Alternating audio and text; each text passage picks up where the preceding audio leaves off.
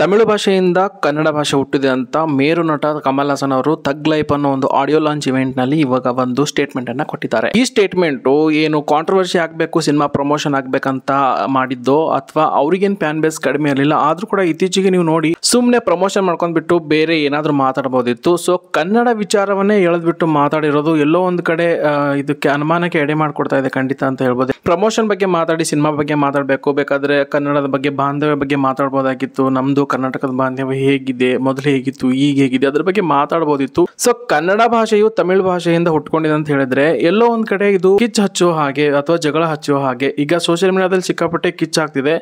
ಒಂದ್ ಮಾತ್ರ ನಾವು ತಲೆಯಲ್ಲಿ ಇಟ್ಕೋಬೇಕು, ಕನ್ನಡ ಭಾಷೆ ಅಂತ ಬಂದ್ರೆ ಎಂತ ದೊಡ್ಡ ವ್ಯಕ್ತಿ ಆದ್ರೂ ಕೂಡ ಕನ್ನಡಿಗರು ನೋಡಲ್ಲ. ಎಂತ ಮೇರು ನಟ ಅಂದ್ರೆ ಟೆಂಪಲ್ ಮಾಡಿದ್ದಾರೆ, ಕಮಲ್ ಹಾಸನ್ಗೆ ದೇವಸ್ಥಾನ ಕಟ್ಟಿದ್ದಾರೆ, ಪೂಜೆ ಮಾಡ್ತಾರೆ ತಮಿಳುನಾಡಲ್ಲಿ. ಅಂತ ಮೇರು ನಟನ ವಿರುದ್ಧ ಇವಾಗ ಕನ್ನಡಿಗರು ಎಂತಿಂತವ್ರು ಏನ್ ಬೇಕಾದ್ರೂ ಮಾತಾಡ್ತಿದ್ದಾರೆ. ಅಂದ್ರೆ ಕನ್ನಡ ಭಾಷೆ ನೆಲ ಜಲ ಅಂತ ಬಂದ್ರೆ ಅವನು ಎಂತ ದೊಡ್ಡ ವ್ಯಕ್ತಿನೇ ಆಗಿರಲಿ, ಕರ್ನಾಟಕದವರು ಅವನು ಬಿಡಲ್ಲ ಅನ್ನೋ ಮಾತು ಅದು ಎಲ್ರಿಗೂ ಗೊತ್ತಿರೋ ವಿಚಾರ. ಇನ್ನು ಥಗ್ ಲೈಫ್ ಅನ್ನೋ ಆಡಿಯೋ ಲಾಂಚ್ ಇವೆಂಟ್ ನಲ್ಲಿ ಶಿವಣ್ಣನ ಮುಂದೆ ನಮ್ಮ ತಮಿಳು ಭಾಷೆಯಿಂದ ನಿಮ್ಮ ಕನ್ನಡ ಭಾಷೆ ಹುಟ್ಕೊಂಡು ಅಂತ ಹೇಳ್ಬೇಕಾದ್ರೆ ಶಿವಣ್ಣ ಅವರು ಸ್ಮೈಲ್ ಮಾಡ್ತಾ ಚಪ್ಪಾಳೆ ತಾಡ್ತಾ ಇರೋದು, ಅದ್ರ ಬಗ್ಗೆ ಮಾತಾಡ್ತಾ ಇದ್ದಾರೆ. ಇವಾಗ ಬಂದಿರೋ ವಿಷಯ ಏನಂತಂದ್ರೆ ಅಷ್ಟೆಲ್ಲ ಹೇಳ್ತಿರ್ಬೇಕಾದ್ರೂ ಶಿವಣ್ಣ ಚಪ್ಪಾಳೆ ತಡ್ತಿದಾರಲ್ರಿ ಅಂತ ಮಾತಾಡ್ತಿದ್ದಾರೆ. ಅಂದ್ರೆ ಕೆಲವೊಬ್ರು ಅದಕ್ಕೆ ಕಮೆಂಟ್ ಏನ್ ಮಾಡ್ತಿದ್ದಾರೆ ಅಂದ್ರೆ ಅವರು ಮೂಲತಃ ತಮಿಳವರಲ್ವಾ, ಅದಕ್ಕೆ ಏನು ಅಂತಿಲ್ಲ ಅಂತ ಹೇಳ್ತಾ ಇದ್ದಾರೆ. ಇವಾಗ ನೋಡಿ, ಇತಿಹಾಸಕಾರರು ಭಾಷಾ ತಜ್ಞರು ಹೇಳೋ ಪ್ರಕಾರ ಕನ್ನಡ ಭಾಷೆ ತಮಿಳು ಭಾಷೆ ಎರಡೂ ಕೂಡ ನಮ್ಮ ಭಾರತೀಯ ಪುರಾತತ್ವ ಇಲಾಖೆ ಏನು ಹೇಳುತ್ತೋ ಅಥವಾ ಅದು ಪ್ರೂವ್ ಆಗಿ ಚೆಕ್ ಆಗಿ ಕೂಡ ಬಂದಿಲ್ಲ. ಸೊ ಹಾಗಾಗಿ ಇದು ಇನ್ನೂ ಕೂಡ ಎರಡೂ ಭಾಷೆಗೆ ಪ್ರಾಚೀನ ತುಂಬಾ ಹಳೆಯ ಕಾಲ ಭಾಷೆ, ತುಂಬಾ ದೊಡ್ಡ ಭಾರತೀಯ ಪುರಾತತ್ವ ಇಲಾಖೆಯಲ್ಲಿ ಬಹುಶಃ ಬರಬಹುದು. ಸೊ ಹಾಗಾಗಿ ಇತಿಹಾಸಕಾರರು ಹೇಳ್ತಾ ಇದ್ದಾರೆ, ಕಮಲ್ ಹಾಸನ್ ಅವರು ತಮ್ಮ ಒಂದು ಸಿನಿಮಾ ನಟನಾ ಕ್ಷೇತ್ರದಲ್ಲಿ ಅದ್ಭುತ ಕಲಾವಿದರು, ಅದ್ರ ಬಗ್ಗೆ ಎರಡು ಮಾತಿಲ್ಲ.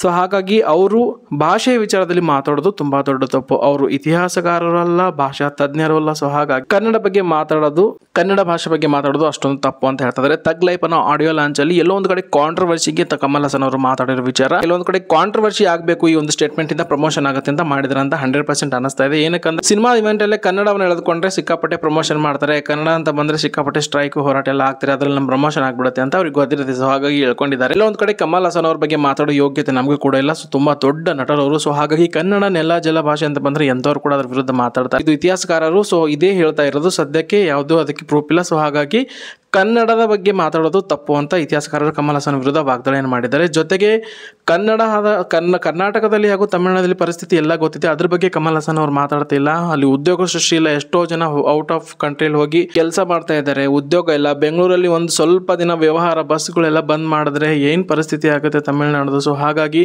ಕರ್ನಾಟಕದ ಬಗ್ಗೆ ಮಾತಾಡೋದು ತಪ್ಪು. ಕಾವೇರಿ ನೀರು ಬಿಡ್ಲಿಲ್ಲ ಅಂದ್ರೆ ಅವ್ರ ಪರಿಸ್ಥಿತಿ ಹೇಗಾಗಿರುತ್ತೆ, ನಮ್ಮಿಂದ ನೀವು ಬದುಕ್ತಾ ಇರೋದು, ನಮ್ಮಿಂದ ನೀವು ನೀರು ಕುಡಿತಾ ಅಂತ ನಾವು ಹೇಳಕ್ಕಾಗತ್ತ ಅಂತ ಕನ್ನಡಿಗರು ಮಾತಾಡ್ತಿದ್ದಾರೆ. ಸೊ ಕಮಲ್ ಹಾಸನ್ ಕ್ಷಮೆ ಯಾಚಿಸಬೇಕು ಹಾಗೂ ಆ ಸ್ಟೇಟ್ಮೆಂಟ್ ಅನ್ನ ರಿಟರ್ನ್ ತಗೋಬೇಕು, ಕ್ಷಮೆ ಯಾಚಿಸಬೇಕಂತ ಕರ್ನಾಟಕ ರಕ್ಷಣಾ ವೇದಿಕೆಯವರೆಗೂ ಕರ್ನಾಟಕದವರು ಎಲ್ಲರೂ ಕೂಡ ಅವ್ರ ಬಗ್ಗೆ ವಿರುದ್ಧ ಮಾತಾಡ್ತಿದ್ದಾರೆ. ನಮ್ಮ ರಕ್ಷಣಾ ವೇದಿಕೆಯವರು ಒಂದು ವೇಳೆ ಕ್ಷಮೆ ಕೇಳಿಲ್ಲ, ನಾನು ಹೇಳೋದು ತಪ್ಪಾಗಿದೆ ಅಂತ ಕ್ಷಮೆ ಕೇಳಿಲ್ಲ ಅಂದ್ರೆ ಕರ್ನಾಟಕದಲ್ಲಿ ಕಮಲ್ ಹಾಸನ್ ಅವರು ಎಂಟ್ರಿ ಇಲ್ಲ, ಜೊತೆಗೆ ಕರ್ನಾಟಕದಲ್ಲಿ ಅವರ ಸಿನಿಮಾಕ್ಕೆ ಅವಕಾಶ ಕೊಡೋಂಗಿಲ್ಲ ಅಂತ ರಕ್ಷಣಾ ವೇದಿಕೆ ನಾರಾಯಣಗೌಡ ಕೂಡ ಹೇಳ್ತಾ ಇದ್ದಾರೆ. ಸೊ ಇದ್ರ ಬಗ್ಗೆ ನಿಮ್ಗೆ ಏನ್ ಅನಿಸ್ತದೆ? ಜೊತೆಗೆ ಇನ್ನೊಂದು ಕಾರಣವಾಗ್ತಿರೋದು, ಶಿವಣ್ಣ ಅವರು ಅಷ್ಟೆಲ್ಲ ಹೇಳ್ತಿದ್ರು, ಸ್ಮೈಲ್ ಮಾಡ್ತಾ ಚಪ್ಪಾಳೆ ತರ್ತಿದಾರಲ್ಲ ಅಂತ. ಮೇ ಬಿ ಅದ್ರ ಬಗ್ಗೆ ಆ ಒಂದು ಇವೆಂಟ್ ಅಲ್ಲಿ ಅವ್ರವ್ರ ಬಾಂಧವ್ಯ ಇರುತ್ತೆ. ಸೊ ಹಾಗಾಗಿ ಸಡನ್ ಆಗಿ ಜಗಳ ಮಾಡಕ್ಕಾಗಲ್ಲ ಅಲ್ವಾ, ಏನಕ್ಕೆ ಹಂಗೆ ಹೇಳಿದ್ರಿ ಅಂತ. ಸೊ ಹಾಗಾಗಿ ತುಂಬಾ ಸಣ್ಣತನ ತೋರುತ್ತೆ. ಅದ್ರ ಬಗ್ಗೆ ಏನಾಗುತ್ತೆ ಅಂತ ಆಮೇಲೆ ಮಾತಾಡಿದ್ರು ಅಂತ ಅವರಿಗೂ ಒಂದು ತಲೆಯಲ್ಲಿ ಇರುತ್ತೆ, ಹಿಂಗೆ ಮಾತಾಡಿದ್ರೆ ಅಂದ್ರೆ ಕಾಂಟ್ರವರ್ಸಿ ಆಗುತ್ತೆ ಅಂತ. ಸೊ ಆಮೇಲೆ ಮಾತಾಡ್ಬೋದು. ಸಡನ್ ಆಗಿ ಸ್ಟೇಜ್ ಅಲ್ಲಿ ನೀವು ಏನಕ್ಕೆ ಈಗ ಅಂದ್ರೆ ಕನ್ನಡದ ಬಗ್ಗೆ ಅಂತ ಅವ್ರ ಜಗಳ ತೆಗಿಯಕ್ಕಾಗಲ್ಲ. ಸೊ ಹಾಗಾಗಿ ಶಿವಣ್ಣ ಅವ್ರಿಗೂ ಕೂಡ ಅವರು ಸ್ಮೈಲ್ ಮಾಡ್ತಾ ಚಪ್ಪಾಳೆ ತಡ್ತಾ ಇದ್ದಾರೆ, ತಮಿಳಿಂದ ಕನ್ನಡ ಹುಟ್ಟಿದ್ದು ಅಂತ ಶಿವಣ್ಣ ಅವ್ರ ಬಗ್ಗೆ ಕೂಡ ಮಾತಾಡ್ತಾರೆ. ಸೊ ಹಾಗಾಗಿ ಈ ಸದ್ಯಕ್ಕೆ ಇದಕ್ಕೆ